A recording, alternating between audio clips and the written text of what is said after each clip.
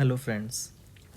तो आज हम समझने की कोशिश करते हैं कि गवर्नमेंट अगर किसी भी गुड के प्राइस को इंक्रीज़ करते हैं ड्यू टू इंक्रीज्ड टैक्सेस, तो उनका उनकी उस इंक्रीज प्राइस का उनकी कंजम्पशन पैटर्न मतलब डिमांड पर क्या असर पड़ता है, और क्या अलग अलग गुड्स के लिए फॉर एग्जांपल कोल्ड ड्रिंक और सॉल्ट की कंजम्पशन पैटर्न पर सेम तरीके से इफ़ेक्ट आएगा, और क्या जो इंक्रीज प्राइसेस हैं उनका जो भार है वो सारा का सारा कंज्यूमर को ही बेयर करना होगा। तो इनको समझने के लिए हमें एक बेसिक कंसेप्ट को पहले समझना होगा जिसका नाम है इलास्टिसिटी। तो इलास्टिसिटी का मोस्ट बेसिक मीनिंग है कि रिस्पॉन्सिवनेस और सेंसिटिविटी। नाउ रिस्पॉन्सिवनेस किसके लिए? तो रिस्पॉन्सिवनेस इलास्टिसिटी में हम देखते हैं कि किसी भी गुड के अगर प्राइस को इंक्रीज़ किया जाए due to any reason, increase taxes और increase manufacturing cost, whatever may be the reason, तो उसके क्वांटिटी डिमांडेड पर क्या असर होगा। मतलब तो हम दो टाइप के गुड्स को यहाँ पर कंपेयर करेंगे, इलास्टिक और इनइलास्टिक गुड को। इलास्टिक गुड का एग्जांपल है जैसे कि cold drink.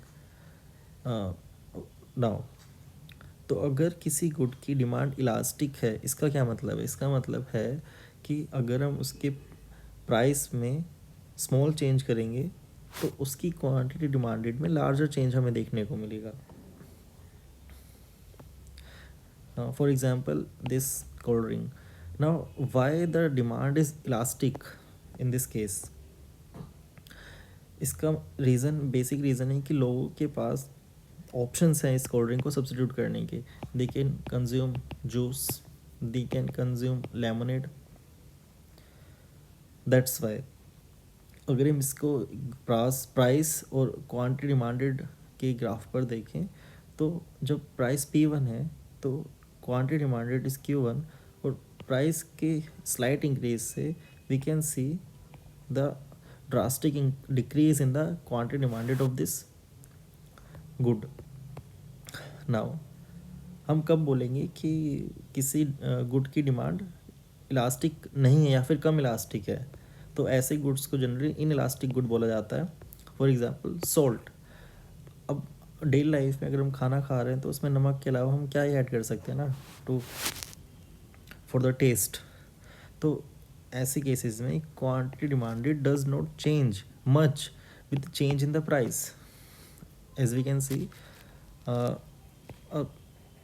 change or increase in the price from P1 to P2 has led only to a slight fall in the quantity demanded.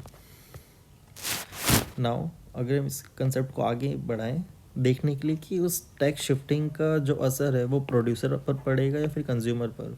Now in case of plastic good, अगर price increase होता है due to increased taxes, for example इस cold drink का price increase हो गया 20 से 25 रुपये, तो एज डिमांड इज़ इलास्टिक, मतलब लोगों के पास शिफ्ट करने का ऑप्शन है from this good to another kind of this category. तो जो टैक्स बर्डन है वो प्रोड्यूसर अपने ऊपर लेना चाहेगा, बिकॉज दे नो जो कंज्यूमर है किसी दूसरे गुड पर शिफ्ट हो सकता है इसको छोड़कर।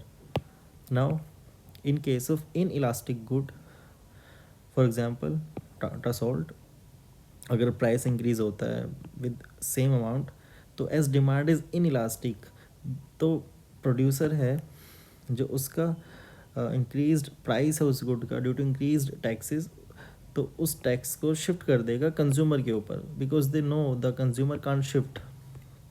तो in summary we can see in case of elastic good, अगर प्राइस इंक्रीज होता है तो quantity demanded will decrease and the tax burden will shift on producer, whereas in case of inelastic good price increase होता है तो quantity demanded will not change much और tax burden will be shifted on consumer.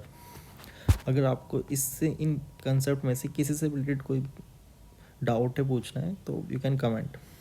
Thank you so much.